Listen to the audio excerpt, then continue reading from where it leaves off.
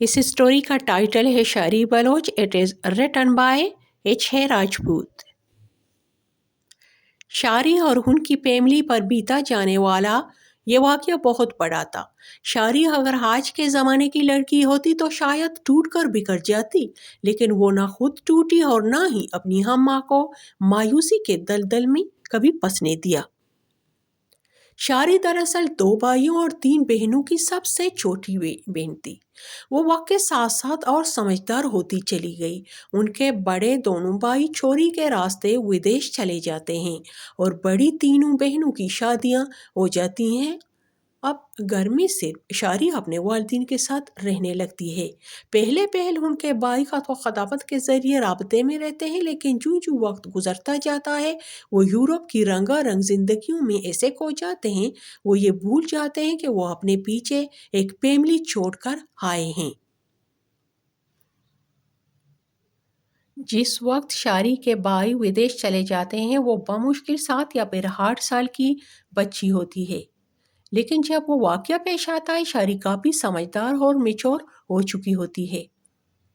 होता कुछ यूं है कि बरसों से बरसाती नाला शारी के घर के पीछे से अपना रास्ता बनाती हुई गुजर जाती थी, बिना इलाका मकीनों को नुकसान देते हुए। लेकिन पता नहीं अचानक से क्या हो गया कि बरसाती नाले ने अपना रुख यकसर ही बदल लिया। अब वही पुराना बरसाती नाला अब इलाका मकीनों को नुकसान पहुंचाने लगा। सो इस इलाके के रहने वाले आपस में मशवरा करते हैं कि वो अब अपने इलाके से निकलकर किसी और इलाके में शिफ्ट हो जाते हैं। लेकिन शारी के अबू किसी तौर पर अपने आबा व अजदाद की जमीनों को छोड़कर जाने के लिए तैयार नहीं होते।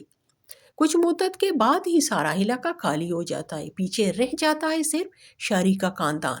कुछ फासले पर एक और बड़ा इलाका आबाद होता है, लेकिन वो काफी फासले पर होता है। शारी के अब्बाजान को अब ये गम दीमक की तरह अंदर ही अंदर खाने लगता है कि वो अब अपनी बच्ची और उनकी अम्मा जान के साथ अकेले पड़ गए हैं। लेकिन वो करता भी तो क्या, उनका दिल किसी तौर पर अपने फुर्कों की जमीनों को छोड़कर जाने के लिए तैयार नहीं होता। बस इसी तरह 2-3 साल गुजर जाते हैं, यहाँ तक कि शारी के अबू अल्लाह को प्यारे हो जाते हैं। अब शारी की तीनों बहनें अपनी अम्मा जान और अपनी छोटी बहन शारी को अपने साथ उनके घर रहने का मशवरा देते हैं। शारी की बहनें अपनी जगह पर बिल्कुल सही थी, लेकिन आप तो जानते हैं कि पुराने ज़माने में बलोच कौम में इस बात को ऐब समझा जाता था कि सास और उनकी कुंवारी बच्चियां दामाद के दर पर रहें। इस बात को उनकी गैरत हरगिज़ कबूल नहीं करती। वो मरना तो कबूल कर लेते थे, लेकिन उनकी गैरत यह गवारा नहीं करती कि कोई उन्हें ताने खसे। तो इस तरह अपने अब्बाजान के चिल्ले के बाद शारी की बहनें अपने अपने घरों को वापस लौट गईं। दोनों बड़े भाइयों का कोई अता पता नहीं था। शारी के बहनोइयों ने बहुत कोशिश की, किसी तरह उनके सालों का हाल हो जाए, उनसे राबता हो जाए, लेकिन इस उस दौर में ये मुमकिन नहीं था। उस दौर में टेलीफोन ईजाद तो हुआ था, लेकिन पूरे मुल्क में इसका नामो निशान तक नहीं था। उस दौर में मशरकी इलाकों में तरक्की कम ना होने के बराबर थी। शारी चूंकि बहुत ही ज्यादा मजबूत और समझदार लड़की थी, वो ये मानने को तैयार ही नहीं थी कि सदियों से बरसाती नाला एक ही सिमत में चल रहा था, अचानक से खुद ही से अपना रुख कैसे तब्दील कर सकता है। वो रोजाना अपनी अम्मा जान से इसी मौजू पर बात करती, तो आगे से उनकी अम्मा जान उन्हें टोकती, लेकिन वो बजित थी। वो मालूम करना चाहती थी इसी बरसाती नाले की वजह से उनका सारा इलाका दरबदर हो गया। उनके प्यारे अब्बू जान इसी गम में अल्लाह को प्यारे हो गए। शारी अपनी अम्मा जान को कहती, अम्मा आपको मेरा साथ देना होगा। अम्मा जवाब में कहती, हम दोनों ठहरे और आजाद, हम भला क्या कर सकते हैं। शारी जवाब में कहती, हम तहकीकात तो कर सकते हैं, हम मामले की जड़ तक तो पहुंच सकते हैं। अम्मा आपको कुछ नहीं करना, जो कुछ करना होगा वो करेगी, बस आपको मेरा साथ देना होगा। अम्मा जान शारी के बार बार इसरार करने पर आखिरकार मान जाती है। सो इस तरह जब बारिशें शुरू होती हैं, शारी अपनी अम्मा जान को साथ लिए घर से निकल जाती है। उस वक्त नाला खाली होता है, अभी पानी नहीं आया होता। वो दोनों माँ बेटी बुरके में खुद को लपेट कर उसी नाले के कुछ फासले पर चलने लगती हैं। तकरीबन पैदल 1 घंटे का सफर तय करने के बाद ही नाले का रुख तब्दील कर दिया गया है। वो जगह इतनी तंग और जड़ियों से बड़ी होती है कि किसी के वहम व गुमान में भी नहीं आ सकता था। सियाने सच ही कहते हैं कि आप किसी भी चीज़ के जस्तजू में लग जाते हैं, मंजिल आपको मिल ही जाती है। भले ही मुश्किल से मिले, लेकिन मिलती ज़रूर है। शायरी के साथ भी ऐसा ही कुछ हुआ। शारी वहाँ कुछ नहीं कहती और अपनी हम्मा जान को भी किसी से जिक्र करने नहीं देती। उस वक्त वहाँ पर कोई नहीं होता। उन माँ बेटी पर किसी की नज़र नहीं पड़ती। वो जिस तरह खामोशी के साथ आए थे, बस इसी तरह वापस अपने घर पहुँच जाते हैं। घर पहुंचने के बाद शारी अपने अंदर एक सुकून महसूस करती है। शारी अपनी हम्मा जान से कहती है, हम्मा जान, आपको याद तो होगा जिस दिन पहली बार इस नाले ने अपना रुख हमारे इलाके के अंदर मोड़ा था, तभी भी मेरे अल्फाज यही थे। लेकिन बाबा जान ने मुझे डांटते हुए कहा था, कौन ऐसा करेगा? उस इलाके के लोग और दूसरे इलाके के लोग, हम सब आपस में नजदीकी ना सही लेकिन दूर के रिश्तेदार हैं। हम सब एक हैं। बाबा जान ने उस दिन मुझे एक बड़ी सी तकरीर अपनों को लेकर सुनाई थी। काश आज वो जिंदा होते, अपनी आंखों से खुद देखते अपनों के कारनामे। बेटी, अब हम क्या करेंगे? हम दोनों में ना ही इतनी ताकत है और ना ही इतनी हिम्मत। हम अपनों के साथ लड़ाई झगड़ा नहीं कर सकते। अम्मा जान, लड़ाई झगड़ा कौन कर रहा है? क्या उस इलाके के लोगों ने लड़ाई झगड़े से हमारे इलाकों के वीरान कर दिया था? उन्होंने इंतहाई खामोशी के साथ सब कुछ सरअंजाम दिया था। बाज़ाहिर हमारे हमदर्द थे। जब अब्बाजान बिस्तर पर लग गए थे, वो रोज़ाना खैरियत मालूम करने आ जाते। शारी की अम्मी जान कहती है, वो सुबह होते ही उनके पास चली जाएगी। शारी अपनी अम्मा जान की बात को काटते हुए कहती है, आप वहाँ जाके क्या कहेंगी? मुझे और क्या कहना है? मैं उनको बता दूंगी कि हमें सब कुछ मालूम हो चुका है। तो अम्मा जान, इससे क्या होगा? वो एक बार फिर से हम पर मीठी छुरी से वार करेंगे। अम्मा जान, मेरी तरफ देखिए और मुझसे वादा करें, इस बात का जिक्र आप किसी से नहीं करेंगी, हत्ता के अपनी बेटियों से भी नहीं, और ना ही अपने दामादों से इस बात का जिक्र करेंगी। आप उनसे मिलने जाना चाहती हैं, बेशक चली जाएं, लेकिन आप वहां इस मौजू के किसी भी तार को नहीं छेड़ेंगी। मुझे पहले सोचने दें। आखिर इन लोगों ने सिर्फ हमारे साथ ही नहीं बल्कि पूरे इलाके को यहाँ से भगाने की साजिश रची। वो कामयाब भी हो गए। इन सब में उनको फायदा क्या हासिल हुआ? इस तरह कहानी को आगे बढ़ाते हुए शायरी काफ़ी सोच विचार के बाद इस नतीजे पर पहुंचती है कि इस सारे कारनामे के पीछे फायदा सिर्फ एक है। उनकी जगह की निस्बत हमारा पानी ज़्यादा मीठा और साफ है। उनकी ज़मीनों से ज़्यादा हमारी ज़मीनें ज़्यादा ज़रखेज़ हैं। हमारे इलाके को गैर आबाद करने के पीछे वजूहात यही हैं, ताकि हम सब तंगा कर अपने इलाके को छोड़ के चले जाएं और वो आराम से हमारे इलाके पर काबिज हो जाएं।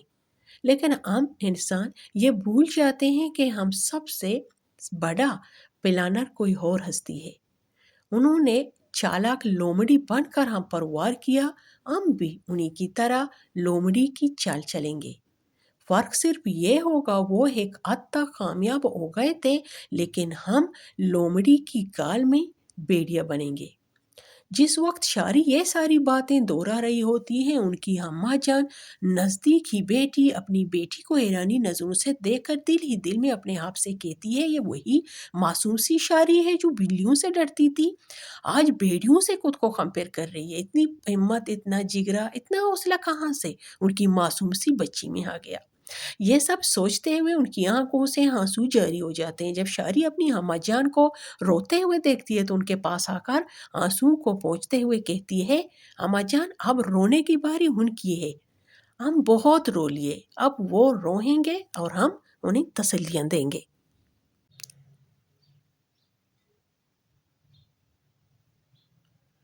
बस अम्मा जान, आपको मेरा साथ देना होगा اور ہاں غلطی سے بھی اس بات کا ذکر کسی سے مت کرنا ورنہ وہ ہوشیار ہو جائیں گے۔ بیٹی میں سمجھ چکی ہوں، بے فکر رہو، لیکن مجھے تمہاری فکر کائی جا رہی ہے۔ اگر تمہیں کچھ ہو گیا میں تمہاری بہنوں کو کیسے سمجھاؤں گی؟ وہ تو میرا ہی گریبان پکڑیں گی۔ اماں جان، موت ایک نہ ایک دن تو آنی ہے۔ اگر میری موت اسی طرح ہونی لکھی ہے تو اسی طرح ہی صحیح۔ کم سے کم مجھے یہ اطمینان تو ہوگا کہ ہم ان علاقہ مکینوں کی طرح اپنا آبائی گاؤں چھوڑ کے تو نہیں گئے، ہم حالات سے ڈر کر نہیں بھاگے۔